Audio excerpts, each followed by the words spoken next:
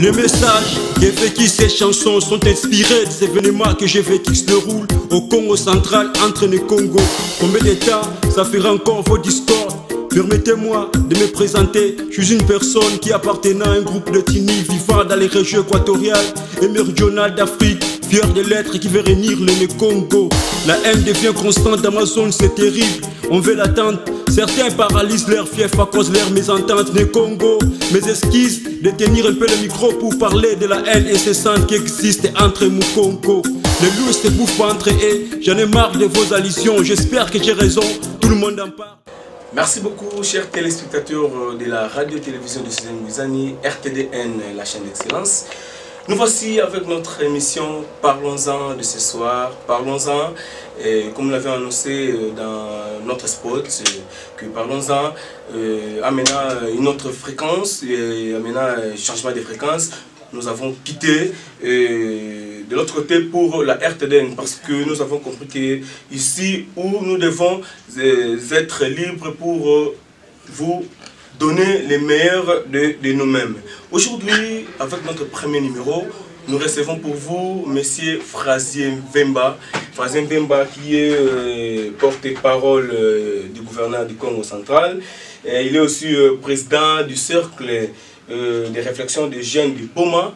Il est aussi président de l'association des chômeurs du Congo, ville de Boma. Il est analyste politique. Il est aussi cadre au niveau de la DGRKC Congo central. C'est avec lui que nous allons devoir débattre autour d'un sujet qui va vous faire plaisir, où nous allons tout décortiquer pour essayer un peu d'éclaircir la lanterne au niveau de la population qui se pose mille et une questions en ce qui concerne surtout les jeunes particulièrement l'avenir politique de la ville de Boma, des points décembre 2018 enjeux électoraux. Donc nous allons parler avec lui, M. Frazier Mvemba, de l'avenir politique de la ville de Boma. Qu'est-ce que les gens pensent? Est-ce que Boma puisse encore espérer à un avenir politique, à un meilleur avenir politique, ou sinon nous allons toujours assister à des théâtres, la ville est en train de perdre toute sa valeur. Et tout ça, c'est à découvrir avec M. Frazier Mvemba. Bonjour M. Frazier. Bonjour monsieur le journaliste. Merci beaucoup chers téléspectateurs. C'est avec lui, l'invité que nous venons de présenter tout à l'heure, avec lui que nous allons décortiquer les sujets en question pour que vous soyez édifiés, vous vous retrouvez ce soir. Peut-être que vous avez mille et une questions que vous êtes en train de vous poser sur l'avenir politique de la ville. Mais avec lui, nous allons essayer un peu de tout décortiquer, voir un peu comment nous pouvons arriver à un meilleur compromis et puis à une bonne compréhension en ce qui concerne notre sujet. Monsieur Frazier, alors d'emblée nous commençons directement par notre première question. Est-ce que peut-on parler d'un avenir politique pour la ville de Boma, surtout que nous avançons petit à petit vers les élections de décembre 2018? Oui, merci, très bonne question, pertinente question. Oui, l'avenir politique de la ville de Boma, bon, comme c'est un avenir, il ne faut pas être pessimiste. Oui, on peut encore espérer, en dépit des exemples macabres que nos aïeux, sinon nos aînés, nous montrent. Et nous, comme jeunes, je crois qu'au regard de leur fiasco, nous devons corriger les erreurs pour finalement espérer un avenir. Parce qu'il faut dire, s'il faut rester dans leur chemin, l'avenir est sombre. L'avenir est sombre parce que nos aînés ont failli tous. Vous avez à peine Jacques Mbadou qui essaye de lever sa tête pour finalement prendre la casquette de leadership. Et puis c'est comme ça qu'il est de temps en temps combattu de toutes pièces avec des montages qui ne tiennent pas debout. Mais il tient le coup. Je crois qu'avec lui, on peut espérer un avenir. Et surtout avec les erreurs que nous allons corriger sur le plan électoral, j'ai choisi de faire un choix judicieux, un choix meilleur pour ne plus tomber dans les choix fantoches qui ont amené dans les chaos la vie des Boma et pour ne pas tomber dans les nominations gages du déversoir, sinon gages du déversoir d'appétit charnel et corporel. Et donc le peuple doit beaucoup plus rester regardant pour finalement cette fois-ci opérer un choix judicieux, sinon des choix judicieux pour amener au bon port notre avenir politique. En tant que jeune, qu'est-ce qu'il pouvait dire, qu'est-ce qui est à la base de ces comportements ou qu'est-ce qui fait en sorte que ne puisse plus espérer à un avenir prospère, hein, la population, c'est ça, on dirait abandonnée, et donc rien ne marche. Et vous, en tant que jeune, quelle analyse faites? Oui, mais écoutez, mais ça saute aux yeux.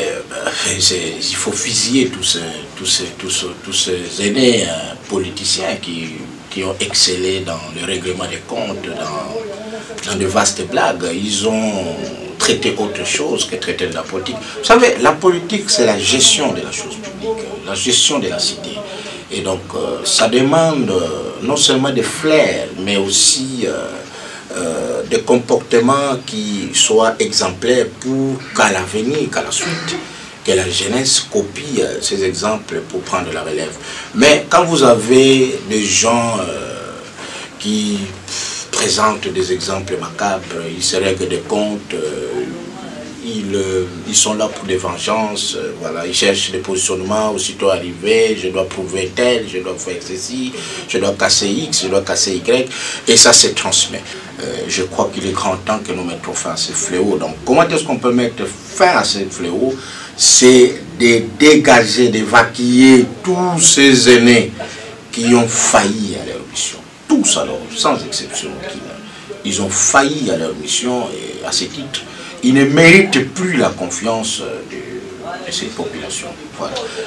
Alors pour vous, ils ont failli à leur mission, donc j'ai fait allusion au renouvellement de la classe politique. Tout à fait. Alors croyez-vous que les jeunes peuvent faire face aujourd'hui pour qu'il y ait effectivement renouvelé de cette classe politique? Parce que puisqu'on dirait que ces jeunes se sentent abandonnés, faute des parents, ils ne sont pas préparés. Que dites-vous, vous en tant que jeunes, vous vous sentez abandonnés, mais vous prétendez un jour prendre la relève ou sinon qu'il y ait un renouvellement de la classe politique? Non, mais pourquoi pas? Pourquoi? Vous pensez que les jeunes sont abandonnés? Non.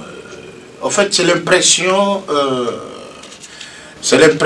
qu'ils donnent, ces caïmans, ces aînés. Ils asphyxient la jeunesse, ils privent la jeunesse de tout épanouissement pour que, de toute manière, qu'ils se pérennisent au pouvoir. Mais je vous rassure que nous faisons partie de la couche de cette jeunesse. La jeunesse devient très éveillée. La jeunesse, surtout celle des Boma, n'est plus dupe, n'est pas dupe. Donc, je parie que les choses seront telles que nous les pensons, puisque de temps en temps, quand nous sommes dans nos réunions, quand nous nous retrouvons entre nous, vous sentez l'envie à ce jeune de sanctionner cette classe politique qui a brillé dans le fiasco. Vous sentez les jeunes qui ont vraiment envie d'apporter un changement.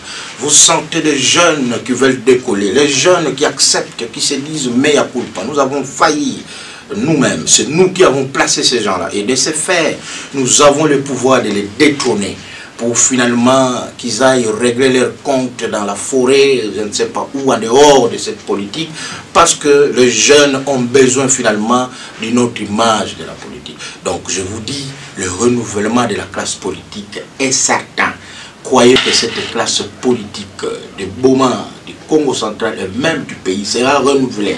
Ceux qui en doutent qu'ils prennent ces risques de se représenter, ils se verront être battus à plate couture parce que 1, ils n'ont pas de discours, 2, ils n'ont pas de bilan, 3, ils n'ont aucun projet encore à présenter, encore que le fiasco est visible après 9 ans, après 10 ans. À la tête des institutions, vous n'avez rien à présenter. Je crois que, heureusement que les ridicules ne tuent pas, je crois que le retrait serait beaucoup plus meilleur. On peut se retirer de soi-même, puisque la démission est une vertu. Mais comme, les gens aiment se ridiculiser, ils se pérennisent là. Mais je vous dis, croyez-moi, monsieur le journaliste, que le renouvellement de la classe politique est certain. Les jeunes sont décidés à mettre hors d'état de nuire tous ces aînés qui nous ont amenés dans le pétrin, dans un océan de flou, dans le pétrin. La vie de Boma, voyez comment il fallait attendre Jacques Mbadou, surtout pour que la vie de Boma soit encore revêtue de sa nouvelle belle robe. Et depuis très longtemps reléguée dans les oubliettes. La vie de Boma, il fallait attendre Yvette Mbadou pour qu'il y ait des écoles, qu'il y ait tant d'actions. La vie de Boma, il fallait attendre Jacques Mbadou, surtout pour que vous trouviez les tronçons. Et même pour que vous trouviez les stades. Je vous dis que le stade sera construit. Le stade sera construit, c'est vrai que la démolition était là, les gens se disent, mais c'est un chantier abandonné. Non, ça nous corrigeons. Monsieur Fraser, s'il vous plaît, n'allez pas trop vite en besoin parce que nous allons aborder toutes ces questions-là étape par étape. Moi, je pense que vous soyez un peu bref avec vos réponses parce que la population, c'est ce qu'elle a besoin d'entendre, d'écouter chaque fois. Parce que nous ne voulons pas que les gens soient abandonnés dans leur triste sort, il n'y ait pas des éclaircissements, des réponses claires dans des questions qui se posent. Alors, Monsieur Fraser, pour vous, ces gens-là ont échoué. Ils n'ont pas un bilan présenté, donc ils doivent partir. Ils doivent partir. Alors, mais c'est la retraite. Même la fonction publique. Oui, pas de problème. Mais c'est Fraser, vous, en tant que jeune, est-ce que vous pouvez avoir le courage de dénoncer quelques méfaits de la manière dont la province est gérée aujourd'hui? Parce que tout homme a ses erreurs, ou sinon toute institution aussi, il y a aussi des failles. Oui. Mais vous, en tant que jeune, oui, et vous êtes analyste politique, oui, est-ce que vous pouvez avoir le courage de dénoncer à la télévision que non, voilà, oui, ça par exemple, ça ne marche pas? Oui, par exemple. Parce que vous avez commencé à citer Jacques Mbadou, Yvette Mbadou, je ne sais pas. Oui, tout à fait. Jacques Mbadou, c'est un exemple à suivre. Je crois que c'est seul celui qui a une nécessité ne saura pas suivre Jacques Mbadou, c'est tout. Oui, le méfait, il faut dire. Donc, je n'ai pas froid aux épaules pour le soulever. Nous sommes nés Congo. Nous regrettons avec la dernière énergie la façon dont le montage s'effectue de toutes pièces. C'est là. Donc, ce regret, c'est par rapport au pot de banane qu'on place sur le chemin de l'exécutif provincial pétri d'intentions bonnes. Voilà. Je vais vous donner un exemple. L'exécutif provincial se décide de drainer derrière lui des investisseurs. L'exécutif provincial se décide de renouveler les voiries urbaines un peu partout. L'exécutif provincial se décide de donner du travail aux jeunes. L'exécutif provincial se décide de changer l'image et même le comportement des Nékongo. Mais lorsque cet exécutif provincial est tout le temps confronté à des montages et tout le temps confronté à des coups bas de ses propres frères, de ses propres sœurs, c'est là que les bas blessent. Et nous, comme les Congos, nous disons que ces coups bas-là n'aident pas la province à avancer. Et ça, c'est grave. C'est par rapport, ce sont des faits négatifs que nous soulevons. Donc, moi, je vous dis, si le gouverneur Jacques Mbadou avait la quiétude qu'avait le précédent gouverneur, je vous dis, cette province irait de l'avant. Puisque en dépit des coups bas, pourquoi il est victime des coups bas? Mais c'est parce qu'il tient les stylos rouges. C'est parce que les gens ont peur de corrections qui doivent porter. C'est parce que, attendez, parce qu'il y a un système, ce qu'on appelle en latin des corbeilles à crabe. C'est-à-dire, on constate un monsieur qui crée, qui veut se démarquer. Il faut le tirer toujours vers le bas. Parce qu'ils sont conscients qu'ils n'ont rien présenté à la population et que ce monsieur qui vient, qui présente des actions, il présente de faits, finalement, ils se disent nos échecs. Il faut damner les messieurs. Et ça, nous, comme Nékongo, quand nous observons, nous disons que ce montage, cette jalousie, cette haine n'aide pas la province à avancer. Bien au contraire, ça vient retarder la province. Voilà. À vous entendre parler, on dirait que vous êtes en train de défendre du côté de l'autorité provinciale. Non, parce que non, vous m'avez demandé. La question tourne autour du constat que vous, en tant que jeune, oui, mais c'est ça le constat. C'est ce qui n'avance pas. Oui. C'est pas, les constats ne doivent pas se limiter seulement à pointer du doigt à ceux qui, pour vous, vous considérez comme qui sont en train de jeter des pots de bananes pour faire en sorte que les choses ne marchent pas. Mais au niveau de la boîte, oui. Mais c'est ça. Quel est le constat? Mais non, mais écoutez. Non, permettez-moi, c'est... Oui, je voudrais déjà... Non, je ne défends pas. Vous m'avez dit, c'est pour ça que je regardais la caméra, j'ai dit que ces règlements de compte, ces comportements de montage de toutes pièces, ça ne va pas aider la province à avancer. Et ça fait partie du négatif de notre province. Il faut dire, monsieur, moi j'étais à l'Assemblée nationale, je dois vous dire, permettez-moi, je n'ai pas foi aux épaules de dire, les coquisses des députés nationaux de l'Assemblée nationale, un jour même, un élu, il nous a rappelé au rôle là, avec, nous étions à l'époque avec l'élu de Boma, là, c'est pas son nom là, l'élu de Boma, Matadi, tout ça. Il a dit, mais comment coquisse le député du Congo central, il n'y a que des problèmes. Alors, tous ces problèmes-là, tous ces comportements-là, ça n'avance pas, ça n'aide pas la province à avancer. C'est pour ça que j'ai dit, ça fait partie du négatif.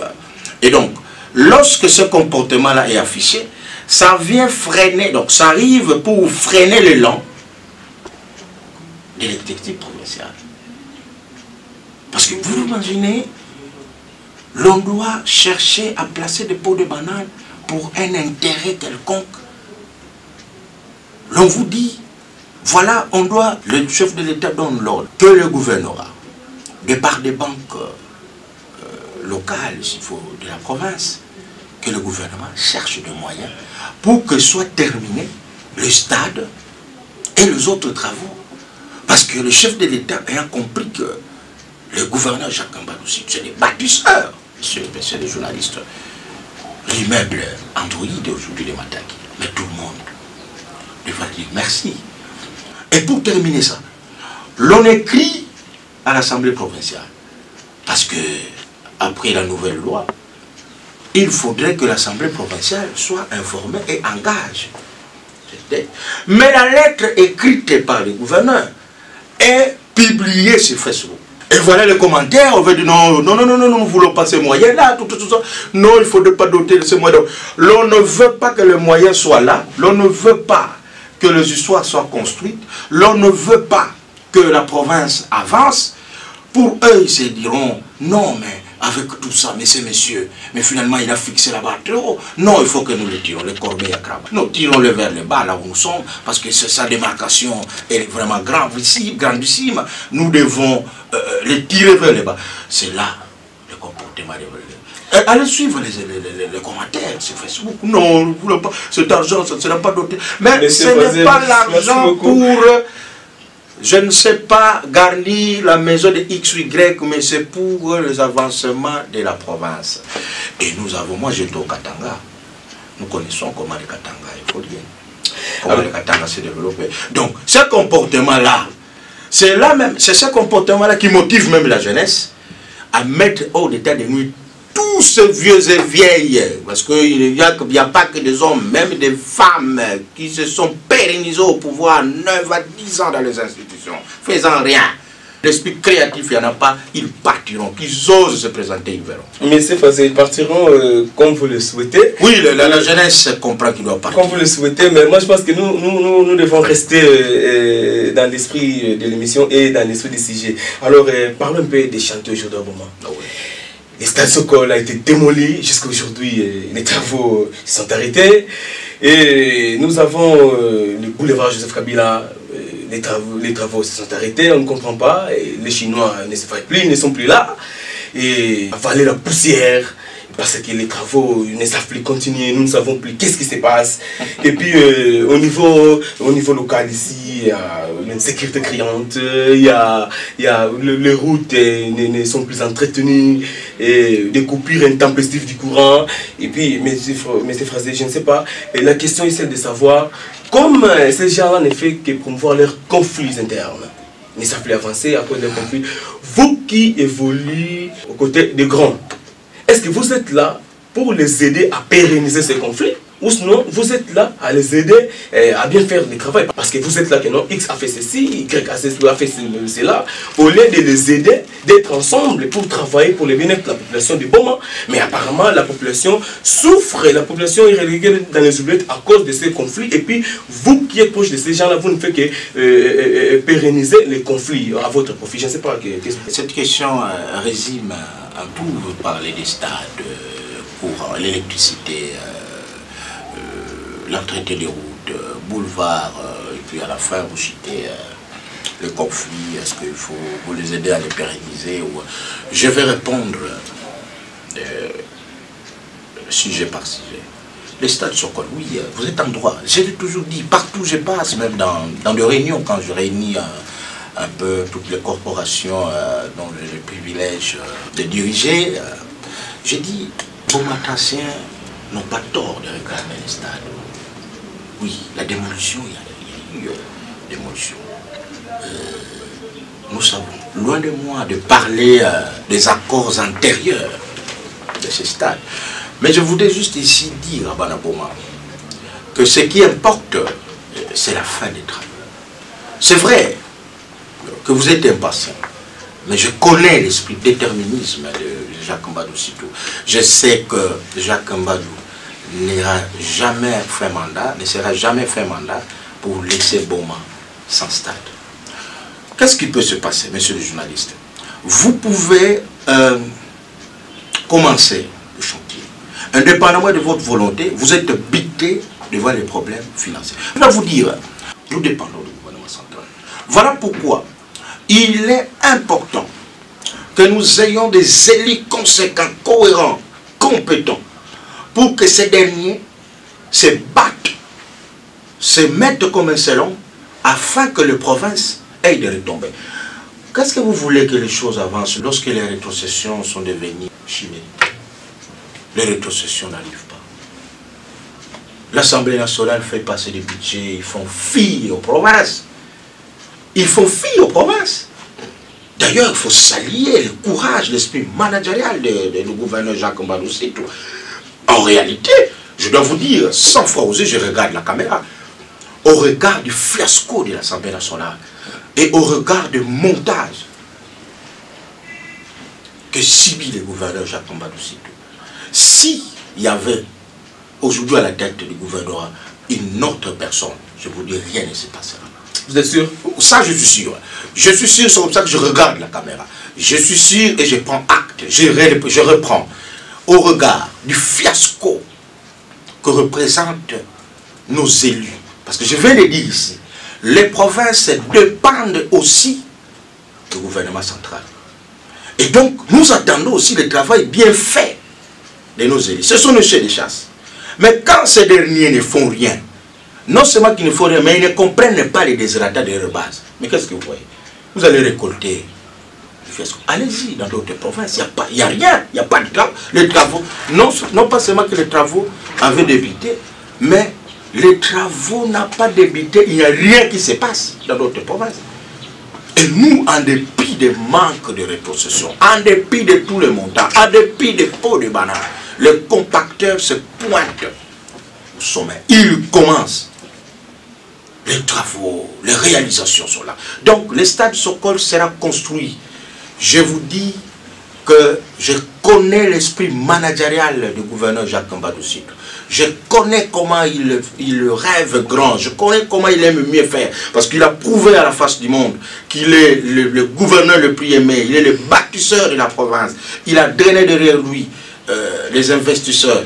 Il a construit. Les gens ont accepté de travailler dans des bureaux macabres, reflétant la médiocrité qui a caractérisé leur exercice lorsqu'ils étaient à la tête de la province. Parce qu'on ne peut pas prétendre être de grands travailleurs dans des bureaux macabres, trop exigus. Non, soyons sérieux. Vous comprenez? Il arrive, il détourne, il construit, il commence à rêver revenir pour venir prendre. Non, soyez calme. Laissez le gouverneur, c'est quelqu'un qui connaît, qui a l'essence de la démocratie. Laissez-le terminer son mandat. Il n'a jamais dérangé un seul instant lorsque ce dernier était aux affaires. Il a l'agenda, il a le moyen, il a tout, il a les atouts. Les députés l'ont élu massivement. Nous connaissons combien il a été élu. Nous connaissons son accession au pouvoir. Donc, ça c'est Jacques Mbadou. Il n'est pas là pour le conflit. Le stade sera construit. Et le Banaboma s'est encoué. C'est ma préoccupation. Le boulevard, oui, mais ça va vers aussi la réponse que je viens de donner. Les provinces dépendent du gouvernement central. C'est clair. Et d'ailleurs, il faut déjà saluer. Le boulevard, déjà, il est pratiquement en terre battue déjà. De l'autre côté, déjà, il y a une grande partie déjà macadamisée. Vous êtes d'ailleurs cadre à l'ICAV. Donc, vous pouvez déjà voir le boulevard est déjà construit.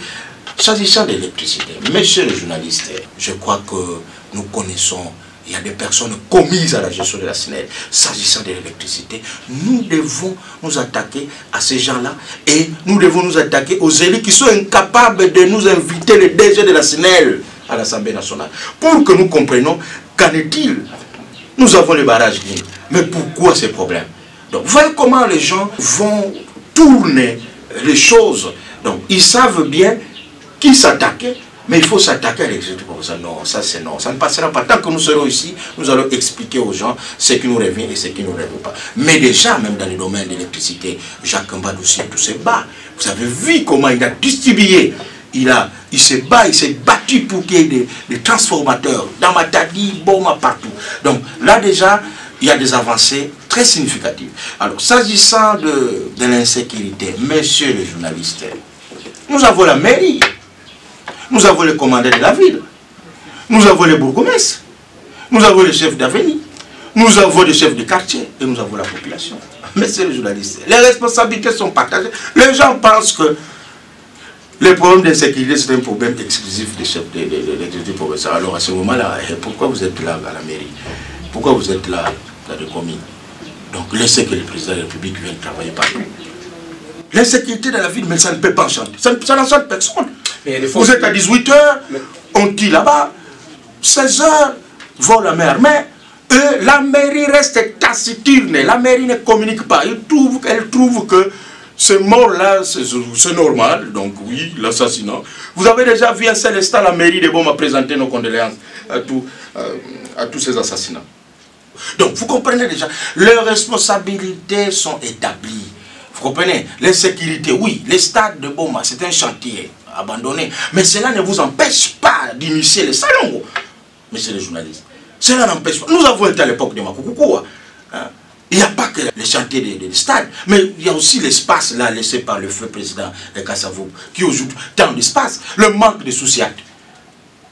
Au lieu de toujours faire les textos sur WhatsApp, tout ça, acquisant XY, faites le défi, c'est-à-dire montez au créneau pour se battre, avoir l'esprit managérial. Aujourd'hui, Boma, c'est temps, il y a maintenant une grande étendue. Nous avons combien de soucis? Et c'est celui qui sont dans l'errance. Maintenant, je vois l'autre élu là, qui confond les bruits de l'Assemblée nationale, au Broha. Il est dans l'errance dans cette ville. Avons déjà vu ces messieurs inviter le ministre de l'Intérieur pour parler des questions de l'insécurité? Non. Donc, le peuple comprend qu'ils sont responsables. Les responsabilités seront établies. Ils ne vont pas s'échapper. Messieurs les journalistes, je vous rassure, je vous répète, ces gens, s'ils sont sages, doivent se retirer parce qu'ils seront bâtis à plate couture. Ils n'ont aucun bilan. Ils ont brillé par les fiascos. Et à ce titre, ils doivent aller en retraite. Donc, pour l'insécurité, nous connaissons les gens qu'il faut s'attaquer. Le manque d'éclairage public, par exemple. Mais la SNEL, c'est parmi les substituts pénaux qu'on peut soulever lorsqu'il y a un manque d'éclairage public. Alors la population, quand je cite la population, je ne veux pas que je ne vais pas charger la population, mais je voudrais aussi que la population coopère, que la population soit éveillée, que la population informe les autorités en temps réel. Quand on constate dans les quartiers qu'il y a des gens qui sont suspects, les bourgmestres doivent travailler. Nous, quand tu as déjà vu un bourgmestre faire la descente sur terre, ils sont là, ils sont des bureaucrates. Qu'est-ce qu'ils font? Donc je me dis même, écoutez, je crois qu'il faut même boutiquer ces communes. Donc, ils copient les fiascos de leur mairie, les fiascos qui se transmettent au bourgmestre, au quartier, aux avenues, et nous sanctionnerons. Donc, soyez tranquille, le stade sera bel et bien construit. Le stade de Lumumba, il ne reste plus que des petits travaux. Nous ne sommes pas là à soutenir le conflit. D'ailleurs, Jacques Mbadou, c'est quelqu'un qui n'aime jamais les conflits. De son parcours, vous constaterez avec moi qu'il n'a jamais eu de conflit avec les gens. C'est quelqu'un qui aime l'harmonie, la concorde. Et c'est tout ce qu'il véhicule, c'est tout ce qu'il nous donne comme comportement. Et c'est comme ça que vous verrez, même nous, ces adeptes, nous n'oublions pas des conflits. Nous sommes en bon terme avec tout le monde. Parce que nous, c'est la méritocratie, c'est le travail. Jacques Mbadou partout pas. Il n'a jamais combattu, j'insiste, un seul instant, un DG ou un exécutif professionnel. Je dis bien, il a les atouts. Comme sénateur, il avait le savoir, il a les atouts. Il pouvait damner qui que ce soit ici sans problème. Mais il a attendu les élections. Donc, attendez aussi. Laissez que Jacques Mbadou termine son mandat. N'ayez pas peur de votre fiasco. Ce n'est pas lui qui vous a demandé de faire fiasco. Ce n'est pas lui qui vous a demandé de ne pas donner du travail à ce jeune. Parce que vous êtes couvert par les activités du port. Et nous savons que lorsque les jeunes vont au port, c'est un chômage déguisé. Et c'est là que je reviens encore pour dire qu'à ce temps réel, où rien ne se passe au port, si on donne cette province à une autre personne, rien ne se passera. Mais l'esprit managérial de Jacques Mbadou surtout, avec le port agenouillé, mais tout marche. Avec le port pratiquement qui ne vit plus, il a débloqué la situation en faisant pousser le cimenterie ça et là, en drainant les investisseurs. Voilà un peu l'esprit managérial. Mais c'est ce qui manque dans d'autres. Toujours en train de se plaindre, il n'y a pas de moyens. Jacques Mbadou ne se plaint pas. Il crée par le dedans. Alors, quand vous êtes déjà passé à la commande et que vous voyez l'autre en train de bien travailler, soyez tranquille, battez-vous, revenez en cause d'élection, on verra si on va vous élire. Parce que même, je crois que celui qui fit votre neveu que vous avez placé comme ministre des Travaux publics, je crois qu'il ne vous placera plus la confiance. Il n'est pas parce que ça, c'était du népotisme à cette époque-là. Mais on dirait, en vous entendant parler, vous attaquez beaucoup à la mairie. Qu'est-ce qui se passe? Je ne m'acharne, je ne m'attaque pas à la mairie.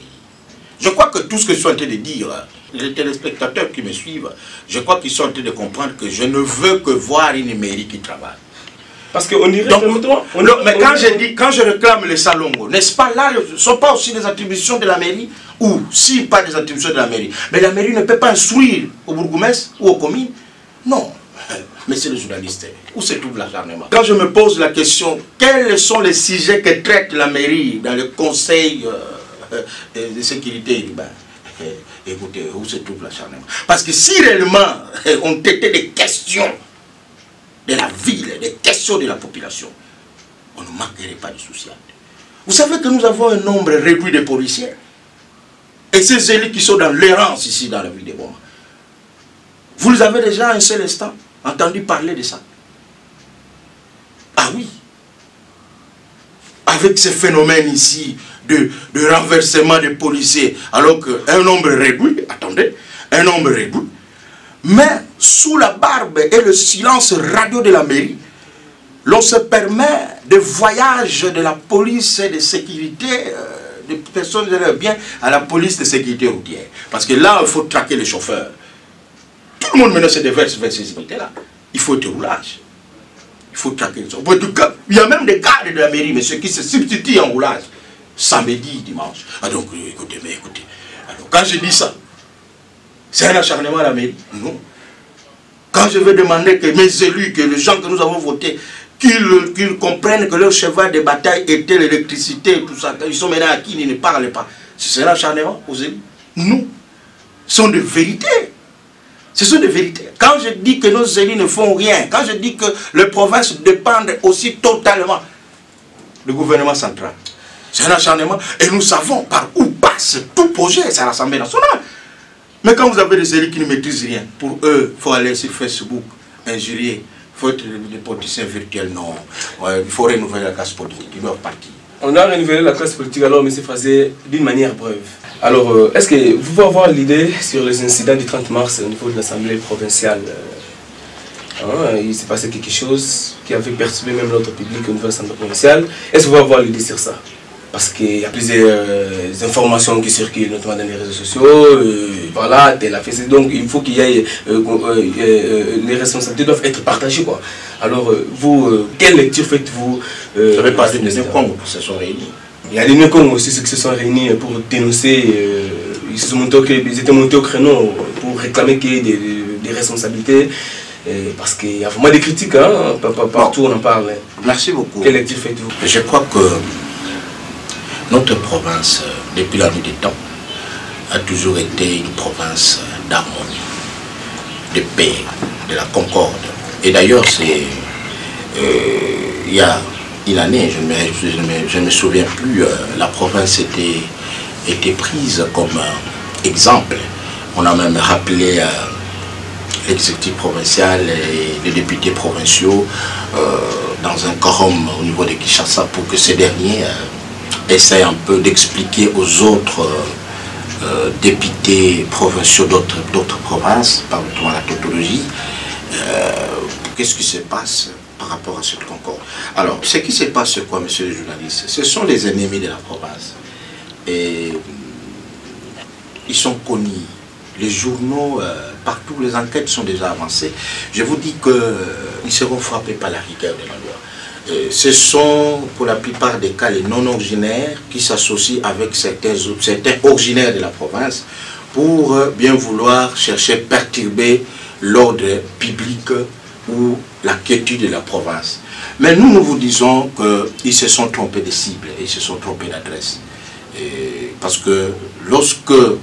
D'habitude, je n'aime pas prendre l'exemple des réseaux sociaux parce que, bon, pour moi, je considère que tous ces politiciens-là sont des politiciens virtuels. Comment pouvez-vous substituer un réseau social alors qu'on vous a donné l'hémicycle comme ring où vous pouvez vous exhiber? Et donc, dès lors qu'ils comprennent qu'il y a un grand écart sur le plan compréhension avec certains ou les autres députés, ils se substituent en réseaux sociaux.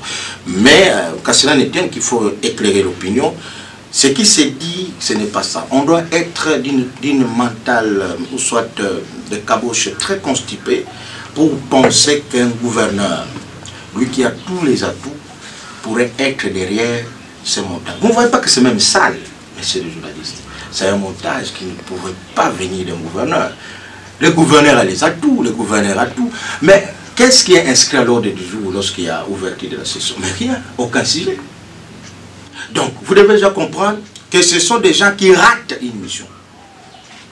Vous la salir. On parle d'une motion à gestation. Non, quelle motion à gestation. Je vous dis, les électeurs du gouverneur Jacques Mbadou-Sy, tous les compacteurs, ils sont sereins, il n'y a aucune motion. Y a-t-il une motion? S'il y en a, écoutez, avec ces politiciens virtuels, quelle motion? Mais ils devaient déjà exhiber ça sur les réseaux sociaux. Mais je vous ai parlé de la lettre d'Arobank.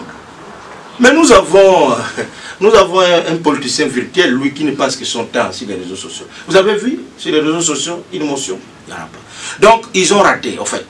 C'est un non-originaire qui vient finir sa chute dans le Congo central. Parce que le Congo central, c'est une province pas comme les autres.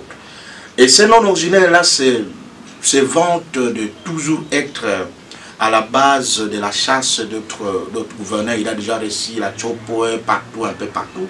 Il voudrait encore réussir Jacques Mbadou-Sy et André Kimbuta. Heureusement pour lui, le jour de l'ouverture de la session, où rien n'est inscrit à l'ordre du jour, on monte une histoire. On nous amène même une dépouille qui n'a rien à voir avec les accros qu'il y a eu. Ça n'a pas perduré 5 minutes.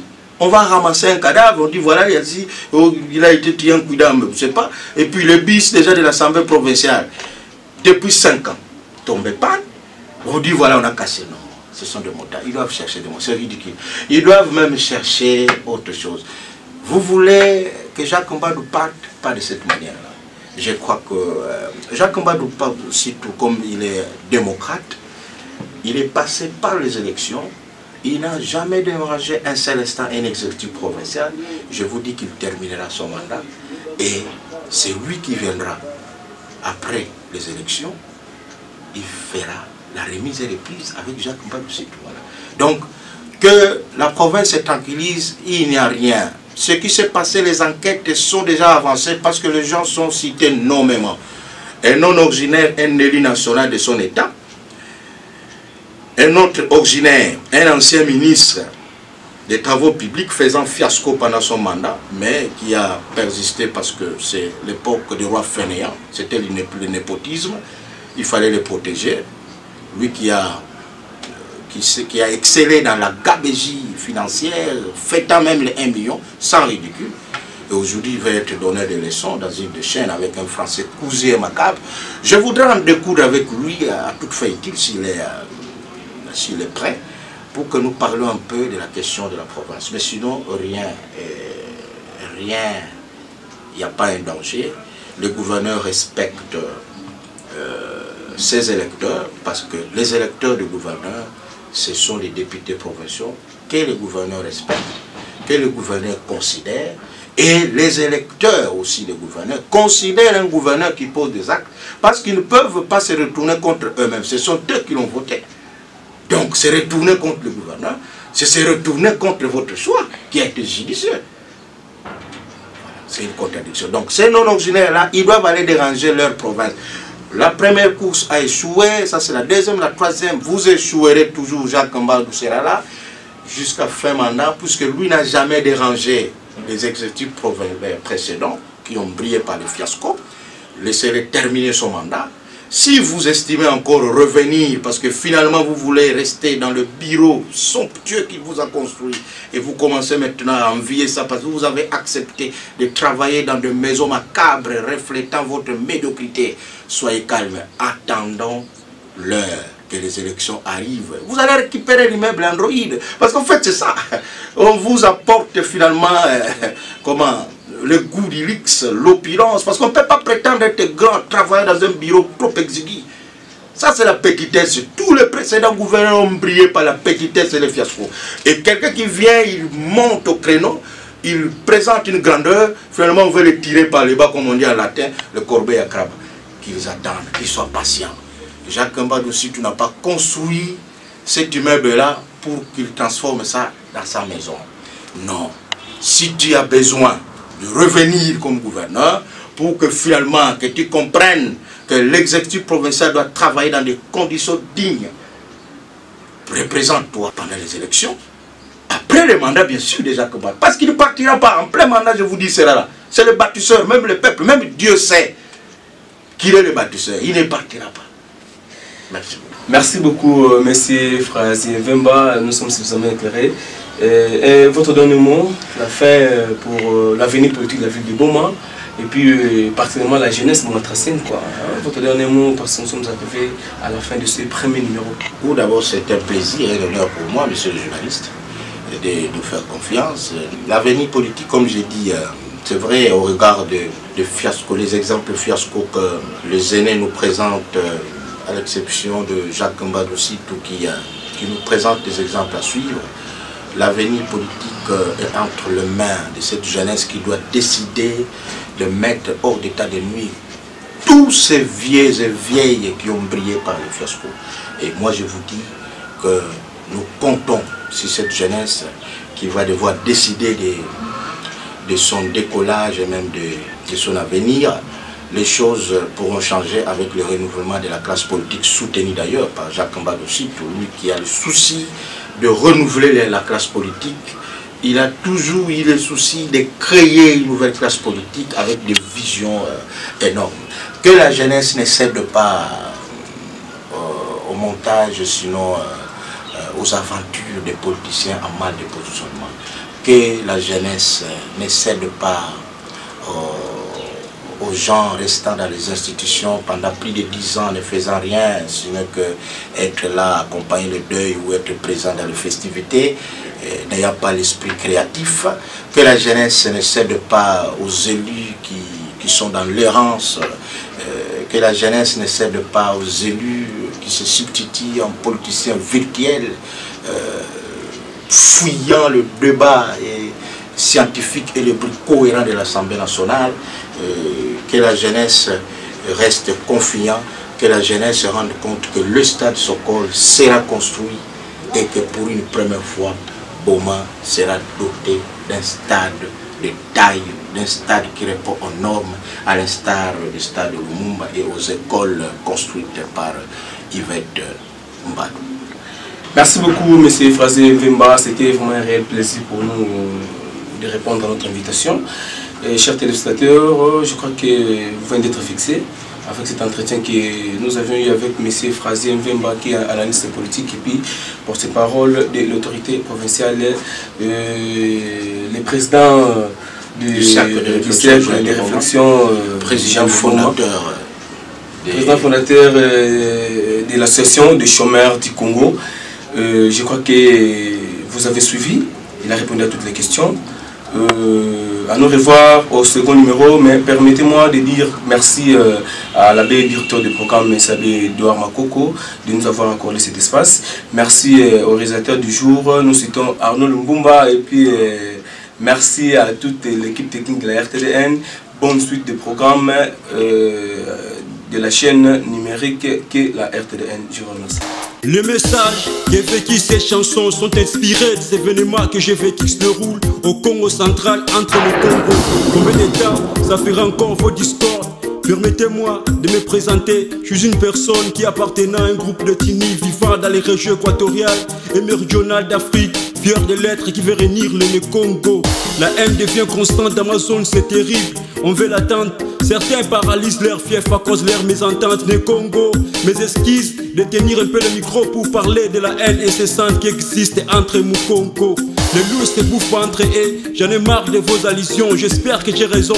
Tout le monde en parle. On voit clair à vos jets, à vos aversions. Vous avez assassiné la cohésion et vous l'avez fait remplacer par la collusion.